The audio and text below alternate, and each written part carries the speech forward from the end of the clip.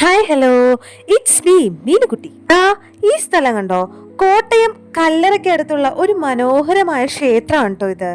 ഇനി ഞാൻ ഇവിടെ വന്നത് എന്റെ ഫ്രണ്ടിന്റെ സേവ് ഡേറ്റ് എടുക്കുന്നത് കാണാൻ വേണ്ടിയിട്ടാണ്. സേവ് ഡേറ്റ് ഫോട്ടോസും വീഡിയോസും എടുക്കാൻ വേണ്ടിയിട്ടാണ് കേട്ടോ ഈ അമ്പലം ഇതേപോലെ ആക്കി വെച്ചേക്കുന്നത്.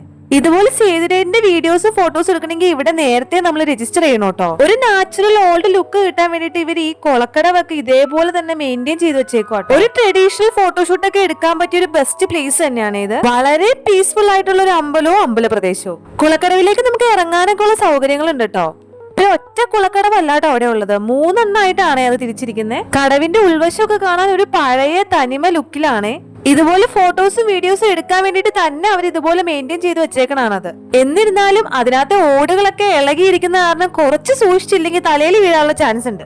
ഞങ്ങൾ ചെന്ന് കുറച്ച് കഴിഞ്ഞപ്പോഴേക്കും മഴ പെയ്തു കേട്ടോ. അതുകൊണ്ട് തന്നെ ആ ഫോട്ടോഷൂട്ട് ഒന്നും കൂടി കളറായ പോലെ തോന്നിയേ. അമ്പലത്തിന്റെ പുറത്തും അകത്തും ഒക്കെ ഫോട്ടോഷൂട്ട് നടത്താനുള്ള ഇഷ്ടംപോലെ സ്പേസ് ഉണ്ട് കേട്ടോ. ട്രഡീഷണൽ കോസ്റ്റ്യൂമിലുള്ള ഫോട്ടോസും വീഡിയോസും എല്ലാം ഇവിടുന്ന് തന്നെയാണ് കേട്ടോ എടുത്തേ. ഇതൊന്ന് കണ്ടു നോക്കിയേ. ഇതൊരു മഹാദേവന്റെ ക്ഷേത്രമാണ് കേട്ടോ.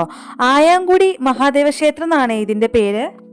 ഫോട്ടോസും വീഡിയോസും എടുക്കാൻ ക്ഷേത്രത്തിന്റെ അകത്ത് കയറണമെങ്കിൽ രാവിലെയും വൈകുന്നേരവും മാത്രമാണ് കേട്ടോ പറ്റുള്ളൂ. അമ്പലത്തിന്റെ അകത്ത് നിന്ന് പുറത്തോട്ടുള്ള കാഴ്ചകളും എല്ലാം തന്നെ അതിമനോഹരമാണ് കേട്ടോ. നല്ല രസമാണ് നമുക്ക് അവിടെ ഇങ്ങനെ ഇരിക്കാനായിട്ട്.